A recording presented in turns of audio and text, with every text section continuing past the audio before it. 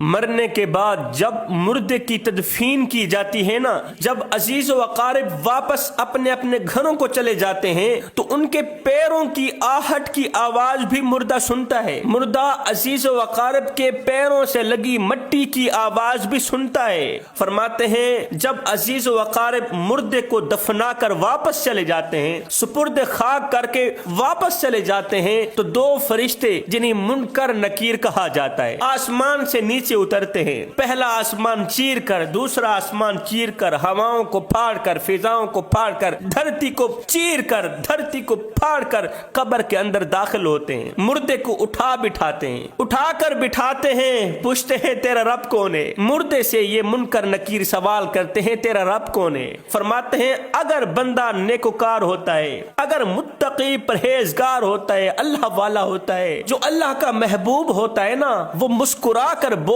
ہی پڑتا ہے او فرشتو تم مجھ سے پوچھ رہے ہو کہ میرا رب کون ہے؟ ایسا نا، یہ بتاؤ کہ تم اتنے دور سے آئے ہو، پہلا آسمان چیر کر، دوسرا آسمان چیر کر، ہواؤں کو پھاڑ کر، فضاؤں کو پھاڑ کر، دھرتی کو پھاڑ کر، اتنے دور سے آنے والوں کو پتا ہے کہ ہمارا رب کون ہے۔ میں جو 2 فٹ نیچے آیا ہوں مجھے پتا نہیں ہے کہ میرا رب کون ہے۔ جس رب کو راتوں کی تنہائیوں میں اٹھ اٹھ کے سجدے کرتا رہا، اس رب کی پہچان کیسے بھول سکتا ہوں؟ جس رب کو راتوں کی تنہائیوں میں اٹھ اٹھ کے راضی کرتا رہا، مناتا رہا، اس رب کی پہچان کیسے بھول سکتی ہے؟ بس ادھر سے مردے کا یہ کہنا ہی ہوتا ہے، ادھر سے غیب سے آواز آتی ہے فرشتو میرے بندے سے دور ہو جاؤ، یہی تو وہ میرا بندہ ہے جو راتوں کی تنہائیوں میں اٹھ اٹھ کے رویا کرتا تھا، جو راتوں کی تنہائیوں میں اٹھ اٹھ کے قرآن پڑھا کرتا تھا، سورہ رحمان پڑھا کرتا تھا، جو سورہ یاسین پڑھا کرتا تھا، جو میں ناراض رب کو مناتا رہتا تھا، یہی تو وہ میرا محبوب ہے۔ فرشتو